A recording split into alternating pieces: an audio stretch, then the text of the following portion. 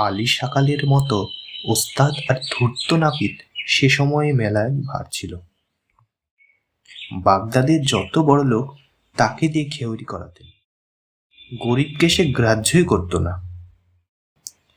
একদিন এক গরিব কাঠুরে ওই নাপিতের কাছে গাধা বোঝাই করে কাঠ বিক্রি করতে এলো। আলী সাকাল কাঠুরেকে বলল, তোমার গাধার পিঠে যত কাঠ আছে সব আমাকে দাও, তোমাকে 1 টাকা দেব। কাঠুরে তাতেই রাজি হয়ে গাধার পিঠের কাঠ নামিয়ে দিল। তখন নাপিত বলল, সব কাঠ তো দাওনি, গাধার পিঠে গদিটা কাঠের তৈরি, ওটাও দিতে হবে।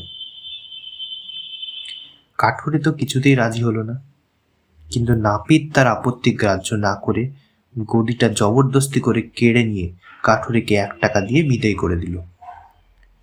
কাঠুরে বেচারা আর কি করে, সে গিয়ে খলিফের কাছে তার নালিশ জানালো।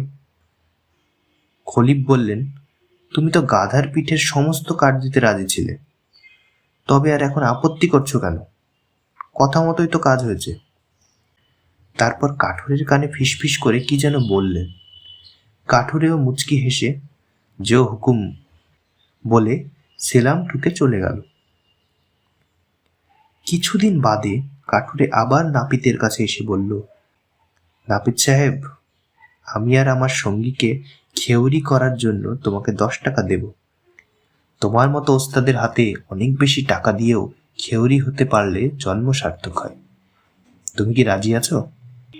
নাপিত তো খোসামোদে ভুলে কাঠুরেকে কামিয়ে চটপট দিল।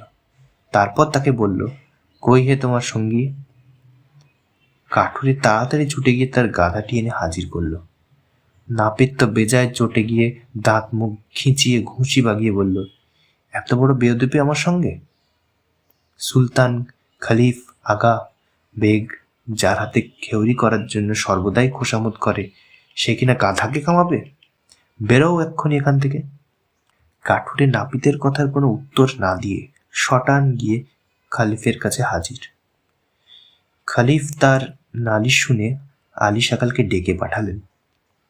নাপিত এসে হাত জোড় করে বলল, দোহাই ধর্মাবতার, গাধাকে কি কখনো মানুষের সঙ্গী বলে ধরা যেতে পারে? খলিফ বললেন, তা না হতেও পারে, কিন্তু গাধার পিঠের গদিও কি কখনো কাঠের বোঝার মধ্যে ধরা যেতে পারে? তুমি এ কথার জবাব দাও। নাপিত তো একেবারে চুপ। কিছুক্ষণ বাদে খলিফ বললেন, আর দেরি কেন, গাধাকে কামিয়ে ফেলো। কথা মতো কাজ না করতে পারলে তার উচিত সাজার ব্যবস্থা হবে, জানোই তো। নাপিত বেচারা আর করে কি, গাধাকে বেশ করে খুর বুলিয়ে কামাতে লাগলো। সেই তামাশা দেখবার জন্য চারিদিকে ভিড় জমে গেল। কামানো শেষ হতেই নাপিত অপমানে মাথা হেঁট করে বাড়ি পালালো।